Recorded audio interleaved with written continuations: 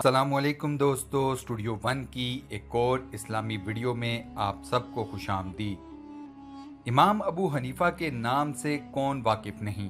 آپ سنی حنفی فقہ کے بانی تھے۔ آپ ایک تابعی، مسلمان عالم دین، مجتہد، فقیہ اور اسلامی قانون کے اولین تدوین کرنے والوں میں سے تھے۔ آپ کے ماننے والوں کو حنفی کہا جاتا ہے۔ آپ کو عام طور پر امام اعظم کے لقب سے بھی پکارا جاتا ہے۔ جیسا کہ آپ کے لقب سے ظاہر ہے، آپ تمام ائمہ کے مقابلے میں سب سے بڑے مقام و مرتبے پر فائز ہیں۔ اسلامی فقہ میں حضرت امام اعظم ابو حنیفہ کا پایہ بہت بلند ہے۔ آپ کا اصل نام نعمان بن ثابت بن زوطا ہے۔ آپ 80 ہجری بمطابق 699 عیسوی میں کوفہ میں پیدا ہوئے۔ آپ فارسی النسل تھے۔ آپ کے والد کا نام ثابت تھا اور آپ کے دادا نعمان بن مرزبان کابل کے اعیان و اشراف میں بڑی فہم و فراست کے مالک تھے۔ آپ کے پردادا مرزبان فارس کے ایک علاقے کے حاکم تھے۔ آپ کے والد حضرت ثابت بچپن میں حضرت علی کرم اللہ وجہہ کی خدمت میں حاضر ہوئے تو حضرت علی رضی اللہ تعالیٰ عنہ نے آپ کے اور آپ کی اولاد کے لیے برکت کی دعا فرمائی۔ یہ دعا ایسی قبول ہوئی کہ امام ابو حنیفہ جیسا عظیم محدث و فقیہ اور خدا ترس انسان ثابت صاحب کے گھر میں پیدا ہوا۔ ویڈیو میں آگے بڑھنے سے پہلے میں آپ سب دوستوں سے یہ گزارش کرتا ہوں کہ اگر آپ نے ابھی تک ہمارے اس چینل کو سبسکرائب نہیں کیا تو برائے مہربانی سبسکرائب کے بٹن پر کلک کر دیں اور ساتھ بنے بیل کے آئیکن کو بھی پریس کر دیں۔ آپ نے زندگی کے ابتدائی ایام میں ضروری علم کی تحصیل کے بعد تجارت شروع کی، لیکن آپ کی ذہانت کو دیکھتے ہوئے علم حدیث کی معروف شخصیت شیخ عامر کوفی، جنہیں 500 سے زائد اصحاب رسول صلی اللہ علیہ وآلہ وسلم کی زیارت کا شرف حاصل ہے، انہوں نے آپ کو تجارت چھوڑ کر مزید علمی کمال حاصل کرنے کا مشورہ دیا۔ چنانچہ امام ابو حنیفہ نے شیخ عامر کوفی کے مشورے پر علم الکلام، علم حدیث اور علم فقہ کی طرف توجہ فرمائی اور ایسا کمال پیدا کیا کہ علمی و عملی دنیا میں امام اعظم کہلائے۔ آپ نے کوفہ، بصرہ اور بغداد کے بے شمار شیوخ سے علمی استفادہ کرنے کے ساتھ حصول علم کے لیے مکہ مکرمہ، مدینہ منورہ اور ملک شام کے متعدد اسفار کیے۔ آپ نے فقہ کی تعلیم اپنے استاد حماد بن ابی سلیمان سے حاصل کی۔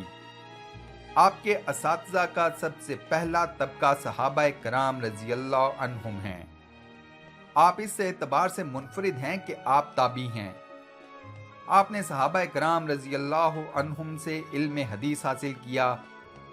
آپ کے علاوہ امام مالک سمیت ائمہ حدیث اور ائمہ فقہ میں کوئی امام بھی تابعی نہیں۔ آپ نے صحابہ کرام رضی اللہ عنہم کی براہ راست زیارت کی اور ان سے احادیث نبوی کا سماع کیا۔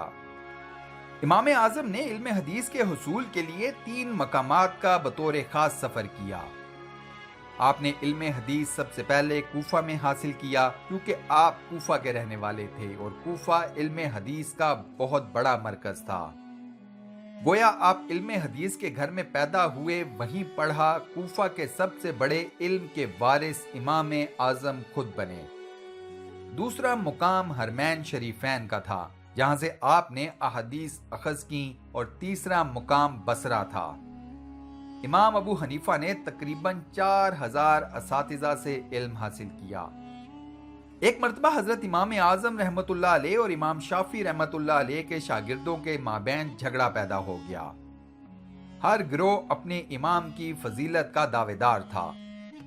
حضرت امام ابو عبداللہ رحمت اللہ علیہ نے دونوں کے درمیان فیصلہ کیا اور اصحاب شافعی سے فرمایا، پہلے تم اپنے امام کے اساتذہ گنو۔ جب گنے گئے تو 80 تھے۔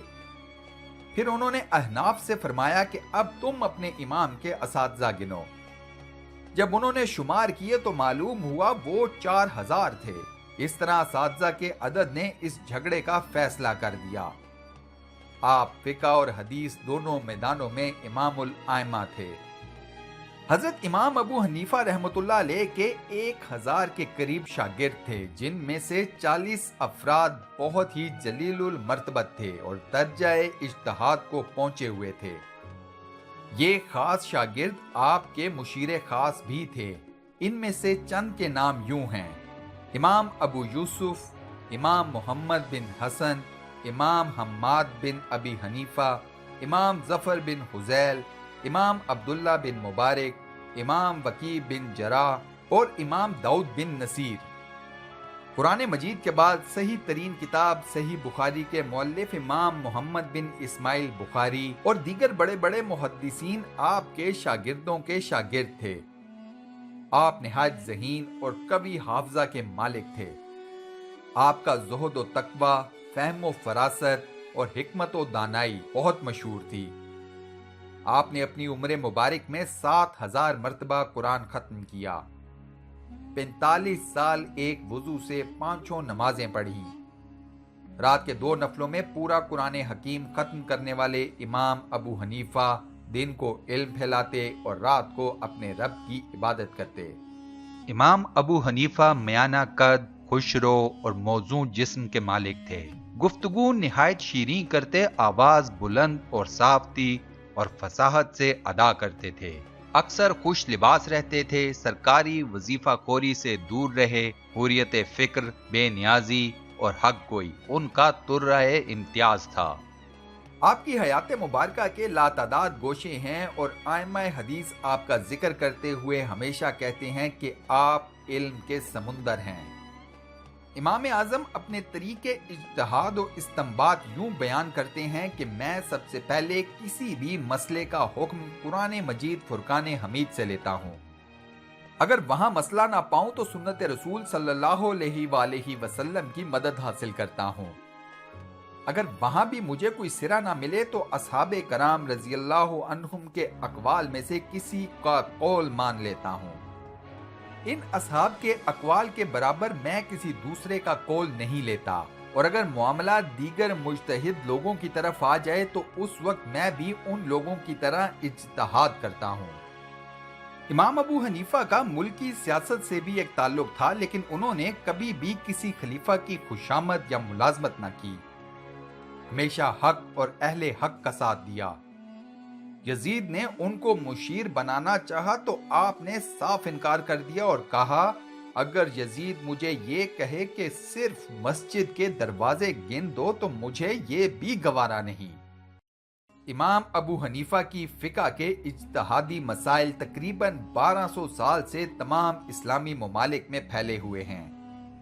اسی لیے بڑی بڑی عظیم اسلامی سلطنتوں میں آپ ہی کے مسائل قانون سلطنت ہیں، اور آج بھی اسلامی دنیا کا بیشتر حصہ آپ ہی کے فقہ کا پیروکار ہے۔ خلیفہ منصور نے کئی مرتبہ آپ سے غلط فتویٰ لینے کے لیے رجوع کیا، لیکن ہر بار آپ نے خلیفہ وقت کو صاف انکار کر دیا کہ کسی بھی قسم کا غلط یا جھوٹا فتویٰ یا عوام الناس کو تنگ کرنے کے لیے کوئی بات ان کے منہ سے ادا نہیں کی جائے گی۔ اس صاف گوئی پر خلیفہ منصور نے آپ کو جیل میں ڈلوا دیا اور آپ کو زہر دینے کی بھی کوشش کی گئی۔ بعض روایات میں آتا ہے کہ آپ کو باقاعدہ زہر دیا گیا اور آپ کی وفات بھی اسی زہر کی وجہ سے ہوئی۔ بغداد شریف میں 150 ہجری میں آپ کا انتقال ہوا۔ آپ کی مقبولیت کا یہ عالم تھا کہ پہلی بار نماز جنازہ میں کم و بیش 50,000 کا مجمع تھا۔ اس پر بھی آنے والوں کا سلسلہ قائم تھا، یہاں تک کہ 6 بار آپ کی نماز جنازہ ادا کی گئی۔ آپ کی وفات پر اہل اسلام کے ائمہ نے بڑے رنج کا اظہار کیا۔ ابن جریر مکہ میں تھے، سن کر فرمایا، بہت بڑا عالم جاتا رہا۔ شعبہ بن الحجاج نے کہا، کوفہ میں اندھیرا ہو گیا۔ عبداللہ بن مبارک بغداد آئے تو امام کی قبر پر گئے اور رو کر کہا، افسوس تم نے دنیا میں کسی کو جانشین نہ چھوڑا۔ اللہ تعالیٰ امام اعظم ابو حنیفہ رحمۃ اللہ علیہ پر اپنی کروڑوں رحمتیں نازل فرمائیں اور ہمیں توفیق عطا فرمائیں کہ ہم اسلام کے مطابق اپنی زندگیاں گزار کر اپنے رب کی طرف واپس لوٹ جائیں۔ آمین۔ دوستو، کمنٹ سیکشن میں آمین لکھ کر اس دعائے خیر کا حصہ ضرور بنیں اور صدقہ جاریہ کمائیں۔ اس ویڈیو کو لائک اور اپنے واٹس ایپ، فیس بک، ٹویٹر اور دیگر سوشل میڈیا اکاؤنٹس پر شیئر کرنا مت بھولیے گا۔